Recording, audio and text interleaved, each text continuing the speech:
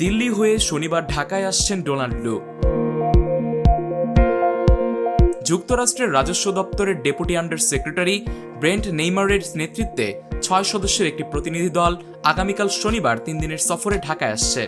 এ প্রতিনিধি দলে থাকছেন মার্কিন পররাষ্ট্র দপ্তরের দক্ষিণ ও মধ্য এশিয়া বিষয়ক অ্যাসিস্ট্যান্ট সেক্রেটারি ডোনাল্ড লু ও ইউএসএইডের এশিয়া বিষয়ক উপসহকারী প্রশাসক অ্যাঞ্জেলিকোর। তবে তারা ওয়াশিংটন থেকে সরাসরি ঢাকায় আসছেন না, দিল্লি হয়ে আসছেন। ঢাকায় মার্কিন দূতাবাসের মুখপাত্রের দেয়া তথ্য অনুযায়ী লু এখন ভারতে অবস্থান করছেন।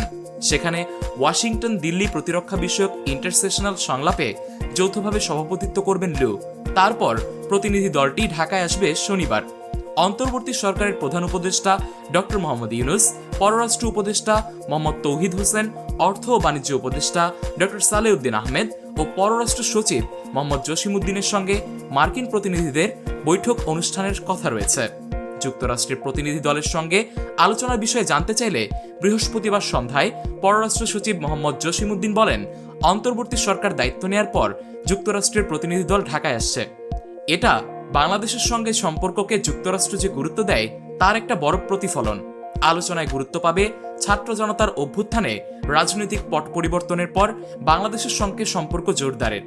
এছাড়া বাংলাদেশ যেন ঘুরে দাঁড়াতে পারে, তাই বাংলাদেশের বর্তমান সংকট উত্তরণের চাহিদাগুলো জানতে চাইবে ওয়াশিংটন।